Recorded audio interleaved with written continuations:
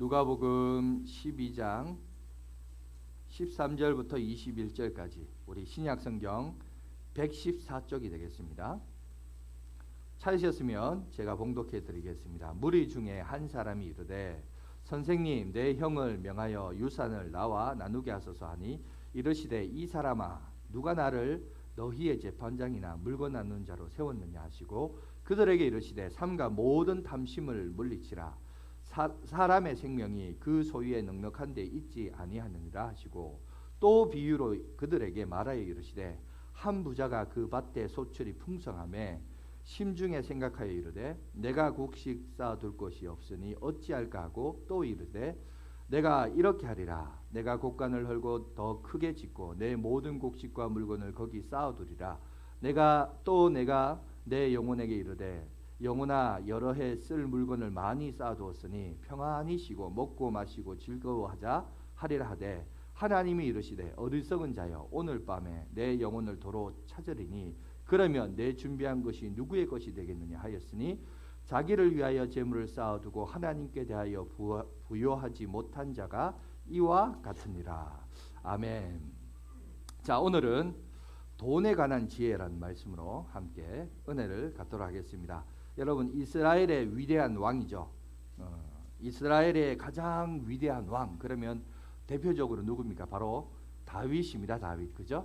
근데 이 다윗이 젊은 시절 용맹하고 또 골리앗 장수를 물리치고 승승장구하자 이스라엘에게 감당하지 못하는 인기를 그때 당시 끌게 되었습니다.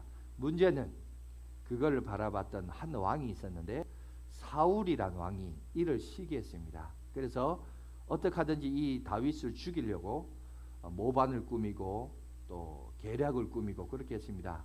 그리고 그는 사울 왕을 피하여 이리저리 이동하다가 그러면서 하나님과 영적인 교통과 교제를 통하여 그의 영성을 키워가고 정말 하나님 이스라엘의 왕이 될 만한 그릇으로 만들어 갔습니다. 후에 사울 왕은 전장에서 죽게 되고 이제 그가 왕위를 이어받았습니다. 그리고 또 전장에 나가서 여호와의 이름으로 모든 전쟁이 이기기 시작합니다. 이기고 또 이기기 시작하자 이제 정세가 안정이 되고 다소 이제 좀 여유로운 삶을 누리기 시작합니다. 그런데 그가 여유로울 때 어떤 일이 발생하느냐? 사무엘하 11장 1절에서 2절에 보면 이렇게 나와 있습니다. 한번 보여주시겠어요? PPT. 예. 작동이 안 되는. 예.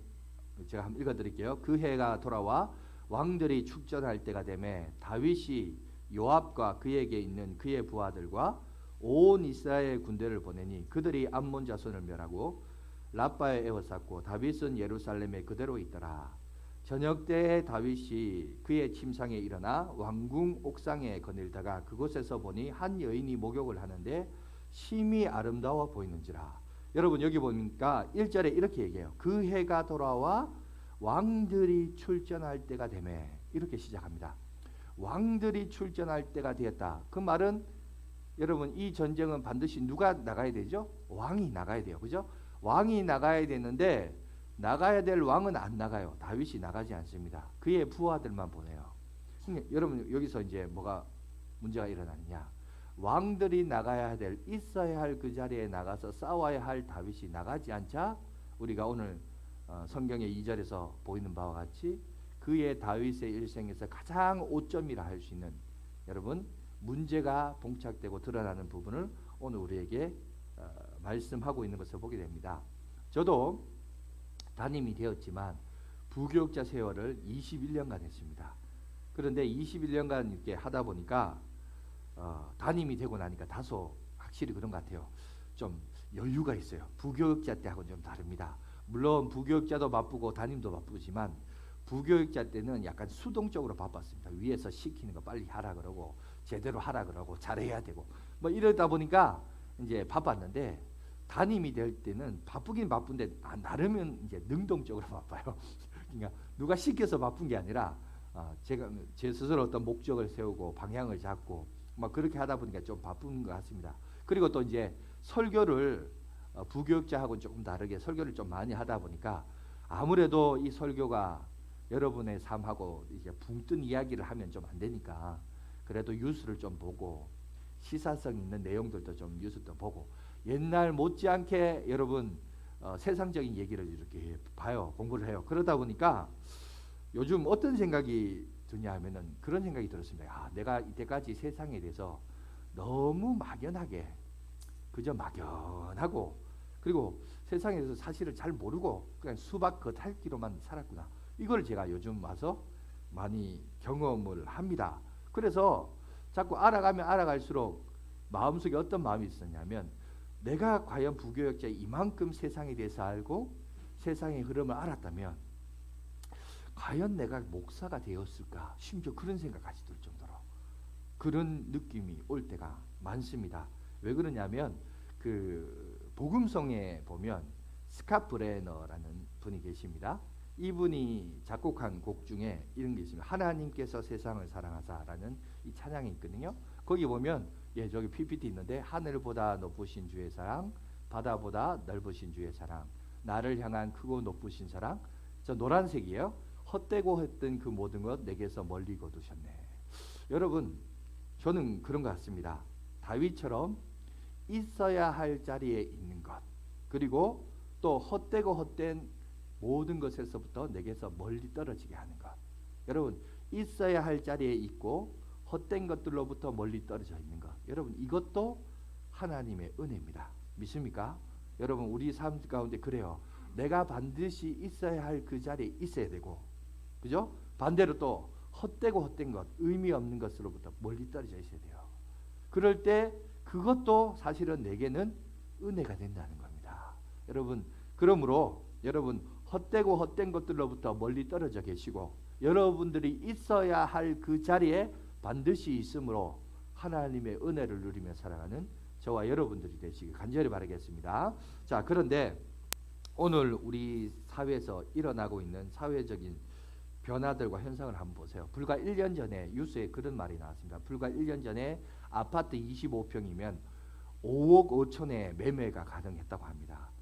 어느 아파트인지 모르겠습니다. 5억 5천에 우리 일산 여기 파주는 5억 5천 모르겠습니다. 안 될 것 같은데 5억 5천에 25평을 살 수 있는데 요새는 어떠냐 6억을 줘도 전세로 들어가기가 힘들 정도가 됐다고 해요. 불과 1년 만에. 여러분, 그래서 요즘 보면 마치 뭐와 같냐면 시세의 흐름을 보고 상황을 보면 여러분은 야 이게 마치 돈 놓고 돈 먹기 식이에요. 마치 무슨 도박장에 와 있는 것 같아요. 요즘 사회가. 문제는 경제가 우리가 수출도 잘 되고 잘 돼서 그렇다 그러면 이해를 하고 됐는데 지금 코로나19 팬데믹 때문에 전 세계가 지금 힘들고 수출도 안 되고 있는 이런 시점에서 여러분 사람이 전부 보니까 부동산이니 주식이니 이런 데 관심을 끌기 시작하면서 그저 정말 하루가 다르게 변모해가는 여러분 이런 시세와 흐름을 보면서 여러분 야 이게 지금 이게 이런 시대가 이게 참 무서운 시대를 살아가고 있어요. 그렇게 막 경제가 올라가니까 또 다른 한편에서는 어떤 우려가 있냐면 우리도 지금 일본처럼 버블 경제가 일어날 수 있다. 지금 거품이란 거죠. 지금 이 상황이 왜냐하면 수출이 잘 돼서 물가가 오르면 이게 이해라고 됐는데 오히려 지금 수출도 안 되고 지금 코로나19 때문에 지금 전 세계가 몸살을 앓고 있는데 왜 이게 올라가느냐. 이래서 이거 나중에 거품 된다. 일본 따라간다. 그래서 경고하는 그런 사람들도 사실 있어요. 그런데 이런 삶을 이제 살다 보니까 어떤 염려가 되냐면 여러분 이런 거에 대해서 눈치 빠르고 계산 빠른 사람들은 여러분 거기에 예민한 사람들은 그 흐름에 따라서 부자가 되는 경우가 많아요. 저도요 아까 얘기했지만 요즘 이렇게 세상에 대해서 공부를 좀 해보니까 야 이거 좀 알면 얼마든지 하루아침에 똑똑하게 머리만 잘 굴리면 부자가 되겠다. 그리고 그걸 만일 제가 알았다면 과연 내가 목사가 됐을까 그런 생각이 들더라고요. 그걸 모르니까 목사가 된 거예요 사실은. 근데 그거에 대해서 눈뜨기 시작하면 거기에 머리가 빠져빠져 돌아가면요 목회가 안 들어와요. 안 그렇겠어요? 그게 들어오겠어요? 억이 들어오겠어요? 억 단위가 들어오겠죠. 그러니까 이런 게 요즘 많이 느껴져요. 그런데 과연 여러분 이게 참 심각한 부분이죠. 근데 이 얘기를 왜 하냐면 집값은 사실 또 실질적인 문제. 왜? 우리의 삶의 터전이지 않습니까? 삶의 터전의 문제인데 집이 있는 분들이야 집 사신 분들이야 뭐 아무 걱정 없지만 저같이 집 없는 사람들, 새 들어 사는 사람들은 여러분 이게 큰 일이에요. 왜? 삶의 터전인데. 이게 삶의 터전이다 보니까 당연히 어디에 관심을 가질 수밖에 없을까요? 돈 문제에 관심을 가질 수밖에 없죠. 지금 신앙이 우선이냐, 돈을 마련하는 게 우선이냐, 이 문제가 현실적인 문제예요. 있는 자야 뭐 여유롭겠지만은 없는 사람 입장에서는 여러분 이게 심각한 문제입니다. 그렇지 않겠습니까? 그죠? 돈 벌고 직장 생활도 안 하는데 집은 막 1억, 2억씩 막 올라요. 그러면 집 없는 사람 입장에서 이거 얼마나 심각하겠어요, 이거. 여러분, 이게 사는 게 아니에요. 그러면서 집주인이 눈치 주죠. 언제 나갔냐고 그러죠. 여러분, 그렇게 한번 살아보세요. 여러분 있는 분들, 아마 여러분들 있는 분들이야 그런 고민이 없겠지만 우리 젊은 사람들 이제 시집 장가도 가야 되고 집도 마련해야 되는데 여러분 상상을 못합니다. 그러다 보니까 20대, 30대가 지금 주식 투자하고 뭐 부동산 알아보고, 여러분 이런 시대가 되어 버렸습니다.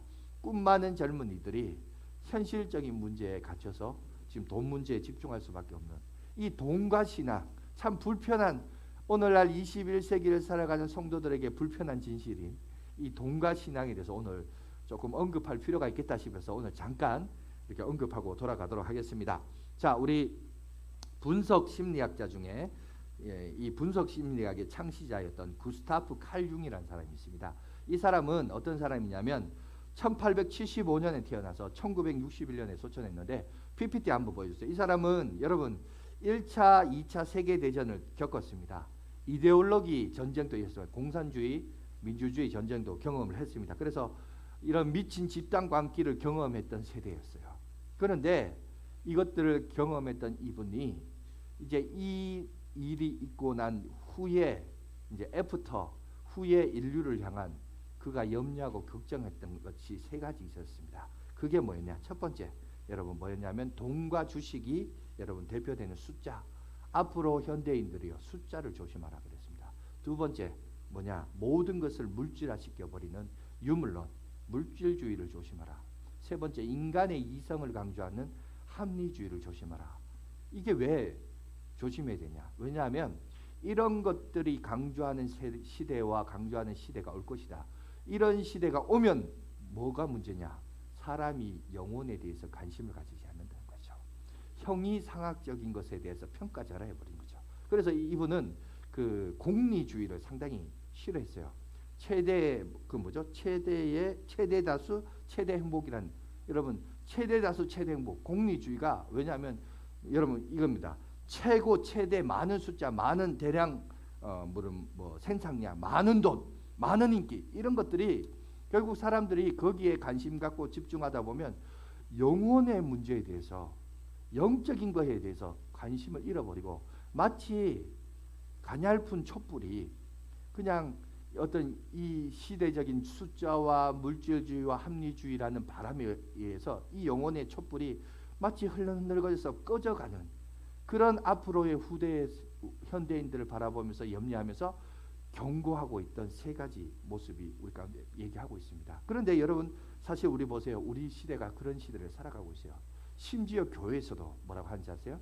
교회에서도 예수 그리스도를 통하여 우리에게 영혼의 구원을 주셨습니다. 이런 말 별로 인기가 없어요. 이런 것보다 하나님 잘 믿으면 복 받는다. 하나님 잘 믿으면 돈 번다. 어떻게 하면 성경적인 원리로 부자가 되는 원리, 이런 거에 사람들이 관심을 가지고 더 할렐루야 아멘 하지, 영혼 구원 그건 기정사실화된 거고 당장 내 현실의 문제, 당면한 문제, 어떻게 하면 하나님과 돈을 잘 섬길 수 있는가, 이런 거에 대해서 여러분 사실 이게 엄청난 인기예요. 그런 거 강의하는 유튜브 강사를 보세요. 엄청난 인기가 있고 또 그걸 또 비난하시는 어떤 목사님들과 또 경건주의자들이 있는데, 그러면서 이게 한국 교회 현실이다 이렇게 얘기하는데, 여러분 그러면서 이제 우리가 이 돈에 대한 올바른 기독교적인 영성이 좀 필요하겠다 싶어서 오늘 함께 말씀을 좀 나누려고 합니다. 그러면 기독교적인 영성을 볼 때 돈에 대한 우리에게 있어서 올바른 개념과 자세가 무엇인가 한번 세 가지를 한번 살펴보겠는데요. 첫 번째, 여러분 성경은 부자와 가난한 자에 대해서 중립적입니다. 부한 자라고 착하다고 인정받는 것도 아니고 또 비난당하는 것도 아니고, 가난한 자라도 또 불쌍히 여김을 받거나 또 여러분 비판당한 대상이 아닙니다. 다 중립적이에요. 중요한 것은 뭐냐? 그 사람의 마음의 깨끗함의 문제예요. 그걸 성경은 우리에게 언급을 하고 있습니다. 여러분 빌립보서 4장 12절에 이렇게 말하고 있습니다. 사도 바울이 나는 비천에 처할 줄도 알고 풍부에 처할 줄도 알아. 모든 일 곧 배부름과 풍부와 궁핍에도 처할 줄을 아는 일체의 비결을 배웠노라. 바울은 이걸 배웠대요. 바울이 한국 사람이었으면 부하면 자만하고, 그죠? 또 부족하면 빈곤하면 한강에 빠져서 자살했을 텐데 바울은 뭐라고 하냐? 부하면 부한 대로 배웠고, 그죠? 부족하면 부족한 대로 뭔가를 배웠다고 그래요. 배움의 삶을 살았다고 합니다. 이에 반해서 성경의 구약의 인물 가운데 솔로몬은 전도서에서 이런 얘기도 합니다. 어떤 사람에 대해서 소개하는데 이렇게 얘기합니다. 어떤 사람은 아들도 없고 형제도 없이 홀로 있으나 그의 모든 수고에는 끝이 없도다. 또 비록 그의 눈은 부요를 족하게 여기지 아니하면서 이르기를 내가 누구를 위하여는 이같이 수고하고 나를 위하여는 행복을 누리지 못하게 하는가 하여도 이것도 헛되어 불행한 노고로다. 여러분 무슨 말이냐면 방탕하고 게으른 것도 책망의 대상이지만 지나치게 인색하고 일 중독이 되어서 현재의 시간을 즐기면서 감사하면서 보내지 못하는 것, 그것도 여러분 비난의 대상이 된다는 것을 오늘 우리에게 얘기합니다. 여러분 밥은 우리가 밥을 먹으면요, 밥을 먹다 보면 배부름이라는 게 느껴져요. 그래서 배부름이 느껴지니까 여러분 만족이라는 걸 경험해요. 그런데 돈이라고 하는 것은, 탐욕이라고 하는 것은 참 놀라운 사실은 이게 배부름이 없다는 거예요. 돈은 가지면 가질수록 더 가지고 싶어 해요. 이게 만족감이 없어요. 더 가지려고 하고. 그러니까 다시 말해서 이거를 이제 흔히 말해서 중독이라고 그러죠. 병리적인 현상으로 이걸 중독 현상이라고 합니다. 더 갖고 싶어 하는 그런 마음이 여러분 이게 있다면. 그래서 요새 흔히 말하는 영끌이 뭐예요? 영혼마저 끌어당긴다는 거죠. 돈을 더 벌려고 사람들이 거기에 더 집착한다는 겁니다. 그러니까 돈과 욕망은 만족이 없어요. 배부름이 없어요. 그러니까 여러분 여기서 우리가 뭘 배워야 되냐? 먼저 자족하는 마음을 배워야 됩니다. 돈에 대해서 첫 번째 중요한 것은 누구에 의해서 어떻게 쓰여지는가, 이게 참 중요하다는 사실입니다. 그래서 두 번째 성경에서 경고하는 것은 뭐냐면 돈 자체에 대해서 성경이 경고하는 게 아니라 돈을 바라보는 태도, 다시 말해서 돈을 사랑하는 것, 이것을 성경은 여러분 경고하고 있습니다. 이거를 종교적으로 아까 병리적인 현상으로 그걸 뭐라 그랬다고요? 중독이라고 그랬어요. 근데 이거를 종교적으로 말하자면 이건 뭐냐? 우상숭배예요. 성경에서는 이걸 우상숭배라고 얘기합니다. 돈을 사랑하는 것. 그러니까 돈 자체는 문제가 아니에요. 근데 그 돈을 대하는 태도와 자세가 어떠냐에 따라서 여러분 성경은 그거에 대해서 평가를 하고 있습니다. 디모데전서 6장 7절에서 10절을 보시면 우리가 세상에 아무것도 가지고 온 것이 없으므에 또한 아무것도 가지고 가지 못하리니 우리가 먹을 것과 입을 것이 있은즉 족한 줄로 알 것이니라. 부활하는 자들은 시험과 울무와 여러 가지 어리석고 해로운 욕심에 떨어지다니 곧 사람으로 파멸과 멸망에 빠지게 하는 것이라. 돈을 사랑함이 일만하게 뿌리가 되나니 이것을 탐내는 자는 미혹을 받아 믿음에서 떠나 많은 근심으로 자기를 찔렀도다. 여기 보니까 돈에 대한, 세상 사람들은 그래, 돈 때문에 얘기해요. 아니요, 성경의 정확한 말은 돈 때문에가 아니라 돈을 바라보는 우리의 태도니까 돈에 대한 탐심이 여러분 결국 시험과 올무와 여러 가지 어려움과 패턴과 실패의 삶을 살아간다. 그거를 지금 성경은 우리에게 말합니다. 심지어 믿음에게서도, 믿음으로부터도 떨어지게 만든다. 그거를 오늘 성경은 우리에게 경고하고 있습니다. 그러면서 우리가 또 착각하지 말아야 할 세 번째 교훈은 많은 사람들이 돈만 있으면 행복해진 줄 착각한다는 거예요. 돈만이 여러분 행복해지는 게 아닙니다. 오늘 우리가 읽었던 본문에도 보세요. 어떤 사람이 왔습니다. 예수님께 말합니다. 재산 분배해야 되는데 형이 내 걸 너무 많이 뺏어갑니다. 당신이 와서 좀 공평하게 나눠주십시오. 그때 예수님이 뭐라고 그러냐? 그래, 내가 나눠줄게. 얼마 줄게? 주려고 그러냐? 이렇게 얘기하지 않잖아요. 오히려 이 사람아, 내가 왜 너의 재판관이냐? 내가 물건을 분배하는 사람으로 취급하느냐? 그러면서 뭐라고 하죠? 탐심을 버려라 그래요. 왜? 돈을 많이 소유가 넉넉한 데서 너의 생명이 길어지는 게 아니라고 얘기해요. 그러면서 비유를 통해서 설명하고 있지 않습니까? 여러분 중요한 것은 뭐냐? 돈이 많다고 우리 인간이 행복해진 거 절대 아닙니다.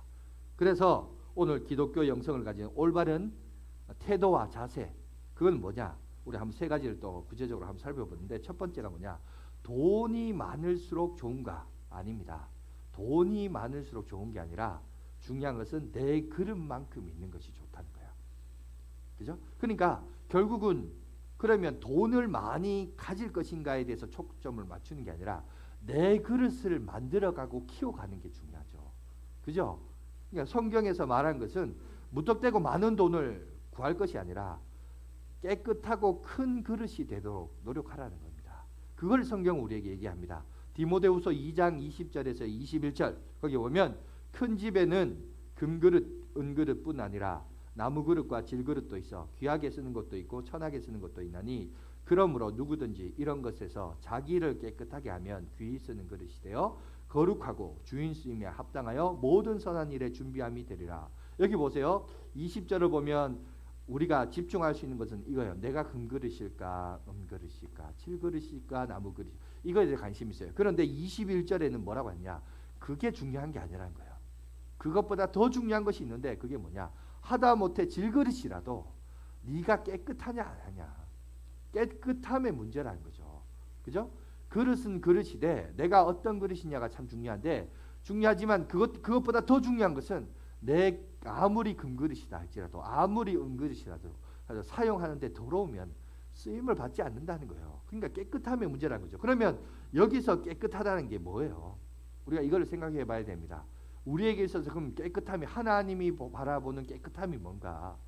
여러분 여기서 이제 먼저 생각해야 될 것은, 사실 우리가 돈을 사용함에 있어서 사실 돈을 생리학적으로 돈을 버는 것보다는 돈을 쓰는 것을 사실 먼저 배우죠. 어릴 때부터 부모로부터 용돈을 받습니다. 명절날 여러분 세뱃돈을 받죠. 그럼 자녀들이 그 돈을 가지고 자기가 먹고 싶은 것, 또 입고 싶은 것, 이거는 부모들이 사주겠죠. 그러니까 그거 문제 안 할 겁니다. 근데 그럼 자녀들이 이걸 어디다가 많이 쓸까요?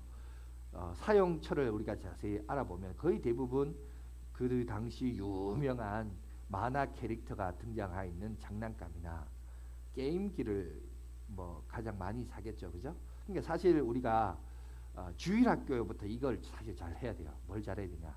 돈에 대해서, 돈 쓰는 법을 사실 배워야 돼요. 또 부모들이 또 그걸 가르쳐 줘야 돼요. 근데 우리가 이거를 돈 쓰는 법을 사실 가르쳐 주고 교육을 해야 되는데, 사실 이것부터가 사실 실패했어요. 그냥 옷에 파워레인저 유명한 그거 그냥 사주고 애가 좋아하니까 부모도 좋아하고 막 이런데, 여러분 이게 잘못된 거예요. 왜냐하면 성경적인 올바른 교육의 돈 쓰임에 있어서 첫 번째는 뭐냐면 이 돈에 대한 주인이 누구인가를 먼저 가르쳐야 됩니다. 이 돈의 물질의 주인은 누구예요? 하나님입니다. 그죠? 그렇기 때문에 이 돈의 주인은 하나님이고, 그러면 내가 가지고 있는 이 돈은 뭐냐? 그럼 나는 뭐냐? 나는 그 돈을, 주인의 것을 관리하는 관리인이요 청직이라는 거예요.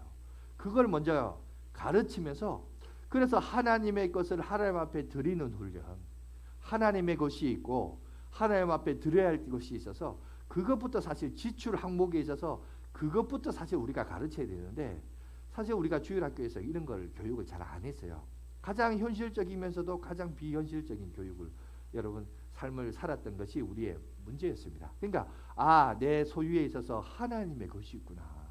내가 가졌다고 다 내 것이 아니라 이게 하나님의 것이 있고 하나님 앞에 드려야 할 것이 있구나. 이것부터 사실을 가르쳐야 되는데, 너무나 우리가 이런 부분에 있어서 교육 따로, 신앙 따로, 삶 따로, 그죠? 돈 쓰는 것 따로 이렇게 하다 보니까 여러분 이런 부분들이 우리가 사실 실수가 많이 있었습니다.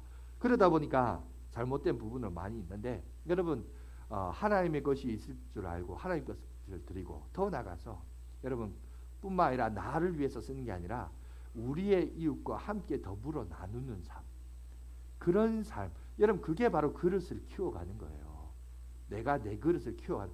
그래서 하나님은 여러분 아브라함을 축복할 때 뭐라요? 너를 통하여 모든 민족의 복을 받을 것이다. 하나님 그랬잖아요. 기독교의 복의 여러분 개념은 너만 잘 되는 게 아니에요. 여러분 자꾸 착각하지 마세요. 기독교의 복은 너를 통하여 다른 사람이 복 받는 거예요. 그러니까 나는 뭐예요? 축복의 통로가 되는 거죠. 그죠? 그러니까 기독교는 너만 복 받아라가 아니에요. 너를 통해서 다른 사람이 복 받는 거예요. 그게 그릇이 큰 거예요. 그러니까 사람들은 자꾸 착각해요. 내만 복 받으면. 여러분 그건 샤머니즘적이고 여러분 다른 종교에서 내려오는 복의 개념입니다. 하나님이 우리에게 복을 주시고 은혜를 주신 이유는 네가 잘 돼서 네만 잘 됐고 잘 먹고 잘 살아라가 아니에요. 너를 통하여 다른 사람이 복을 누려라는 겁니다. 그 얘기를 성경은 우리에게 하고 있습니다. 그러니까 우리가 그릇을 키운다는 것은 결국 내가 잘 된다는 얘기는 뭐예요? 나를 통하여 다른 사람들도 잘 되게끔 하고자 하는 하나님의 섭리와 교훈이 거기 속에 있기 때문에 그렇습니다. 그래서 두 번째 보시면 부자란 어떤 사람이냐? 부자는 돈의 노예가 아니라 돈을 다스리는 사람이에요. 간단합니다. 여러분 내가 돈의 노예냐 돈을 다스리냐 간단합니다. 이거 이렇게 보면 돼요. 돈 때문에 여러분 스트레스 받습니까? 그런 사람은 돈의 노예예요. 그런데 이 돈을 잘 활용합니까? 그 사람은 여러분 돈을 다스리는 사람이에요. 돈 때문에 스트레스 받고 산다. 성질 난다. 짜증 난다. 밤잠을 설친다. 여러분 그는 여러분 돈의 노예입니다. 그런데 이 돈을 어떻게 잘 굴릴까? 여러분 그건 있고 없고의 문제가 아니에요. 여러분 돈이 여러분 없어서 스트레스도 받지만 있어도요 스트레스 많이 받아요. 여러분 그러니까 그게 중요한 게 아니라 여러분 스스로를 한번 체크해 보세요. 여러분 요새 사람들이 장사가 안 되고 사업이 안 되니까 젊은 사람들부터 나이 많은 사람들이 주식을 많이 하죠. 주식한 사람들 보세요. 여러분 원래 주식이란 것도 건강한 주식은 뭐예요? 그 기업의 가치를 바라보면서 장기적으로 이 기업이 성장하면서 마치 우리가 은행에서 이제 이자가 많이 떨어지니까 한 20% 15% 정도 이윤을 추구하기 위해서 장기적으로 그 회사를 투자하고 이렇게 하는 게 원래 주식의 의도잖아요. 근데 요새 누가 주식을 그래 합니까? 거의 뭐 주식이 돈 넣고 돈 먹기 아닙니까? 그죠? 단기적으로 한방 그죠? 대박 주식 이거 기대하면서 사람들 하잖아요. 그러니까 전부 대박이 쪽박이 되고 사기 당하고 뭐 난리가 나지 않습니까? 뭐 유혹 당하고 사기 당하고 이런 일들이 많잖아요. 그러니까 결국 보면 흐름들이 그런 흐름대로 가면 안 돼요. 여러분 그러니까 우리가 성경적인 교훈에서의 그 경제 원칙은 심는 대로 거두는 겁니다. 심는 대로 거두는 거. 심는 대로 거두는 원리를 따라가야 되는데 이런 부분에 있어서 참 돈의 노예인지 돈을 다스리는지 여러분 한번 돌아보시기 바라고 마지막으로 우리가 생각할 것은 여러분 물질 세계를 넘어서 여러분 영의 세계에 관심을 가져야 됩니다. 세상적인 것에만 투자하지 마시고 하늘나라 주식에 좀 투자를 좀 하시기 간절히 바라겠습니다. 여러분 마태복음 6장 19절에서 21절에 이렇게 얘기합니다. 한번 보여주시겠어요? 너희를 위하여 보물을 땅에 쌓아두지 말라. 거기는 종과 동록이 하며 도둑이 구멍을 뚫고 도둑질하느니라. 오직 너희를 위하여 보물을 하늘에 쌓아두라. 거기는 좀이나 동록이 해하지 못하며 도둑이 구멍을 뚫지도 못하고 도둑질도 못하느니라. 내 보물이 있는 그곳에는 내 마음도 있느니라. 여러분 어디에 마음을 두시겠어요? 물질이 있는 곳에 보물이 있는 곳에 우리의 마음을 둔다 합니다. 여러분 하늘 아버지께 여러분 마음을 두시기 바랍니다. 그래야 할 때 우리의 마음이 거기에 있습니다. 그죠? 그거는 도둑질도 못해요. 여러분 완전한 여러분 보장을 할 수 있습니다. 그러나 땅의 것에 마음을 두면 언제든지 도둑질 당하고 위협을 받고 오히려 재산이 많을수록 더 위태로울 수 있습니다. 여러분 그래서 마태복음 6장 31절에서 33절 우리 성경 구절 잠깐 한번 보겠는데 거기 보면 이렇게 되어 있습니다. 그러므로 염려하여 이르기를 무엇을 먹을까 무엇을 마실까 무엇을 입을까 하지 말라. 이는 다 이방인들이 구하는 것이라. 너희 하늘 아버지께서 이 모든 것이 너희에게 있어야 할 줄을 하나님이 아신다 모르신다? 아신다고 합니다. 그런즉 우리는 뭘 구해야 되냐? 너희는 먼저 그의 나라와 그의 의를 구하라. 그리하면 이 모든 것을 너희에게 더하시리라. 여러분 오늘 성경은 우리에게 분명하게 말합니다.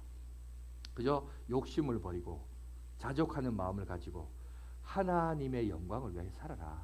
그러면 하나님이 너희에게 있어야 할 것들 다 먹여주시고 입혀주시고 역사해 주실 것을 분명하게 얘기합니다. 그래서 오늘 결론을 맺고 마치려고 합니다. 결론이 뭐냐? 오늘 읽었던 본문입니다. 본문 21절이 마지막이죠. 그게 결론인데 그 결론을 거꾸로 하면 돼요. 그 거꾸로는 뭐냐?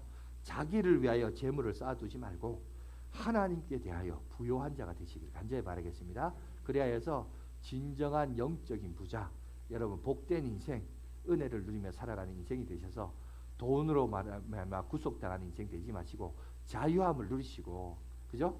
하나님의 영광에 살아가는 저와 여러분들 되시길 간절히 바라겠습니다. 기도하겠습니다.